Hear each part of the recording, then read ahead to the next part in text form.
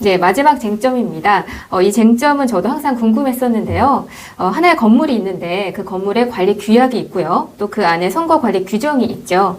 그리고 그 선거 관리 규정에는 관리단 임원을 뽑기 위해서 선거관리위원회를 우선 뽑아야 된다고 명시되어 있고요. 또 이후에 그 선거관리위원회 주도하에만 임원 선거를 또 치르도록 되어 있습니다. 이런 경우에 아마도 표준 관리 규약을 본따서 만든 것 같은데요. 그런데 이번 관리단 집회에서는 그 뽑힌 선거관리위원회에 의한 관리단 임원 선거가 제대로 이루어지지 않았는데요. 이럴 경우에도 이게 유효한지 정말 궁금합니다. 네, 지금 방금 말씀 주신 것도 자주 주시는 질문 중에 하나예요. 요지가 그렇죠. 관리규약에 선거관리 규정이 있고 이 선거관리 규정에 의하면 선거관리위원이 먼저 뽑히거나 있어야 된다.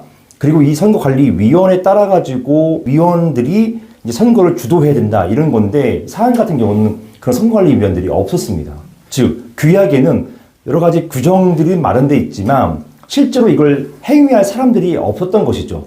이런 경우에 굳이 임원 선거를 하기 위해서 선거관리위원을 먼저 뽑는 절차를 또 밟아야 되는 것인가, 이게 쟁점이었던 거거든요. 여기에 대해서 판례가 이런 건 있었습니다. 만약에 관리규약에 선거관리 규정이 있으면 이걸 따라야 한다라는 것, 만약에 안 따르면 그 집회 결의는 무효다, 이렇게 본 사례는 있어요. 하지만 이 사례를 들여다보면 여기에는 선거관리위원들이 여전히 있던 상태였습니다.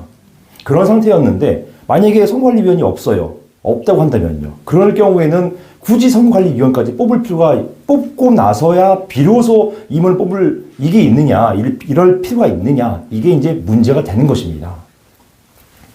거기에 대해서 이제 판례가 이제 입장을 밝힌 거죠, 이번에. 뭐냐? 비록 선거관리 규정은 있지만, 직접 선거를 치룰 그런 선거관리위원들이 없다면, 그 경우에는 집합건물법으로 가서 곧바로 구분 소유자들이 집회를 개최해서 관리단 임원을 뽑을 수 있다. 이렇게 본 것입니다.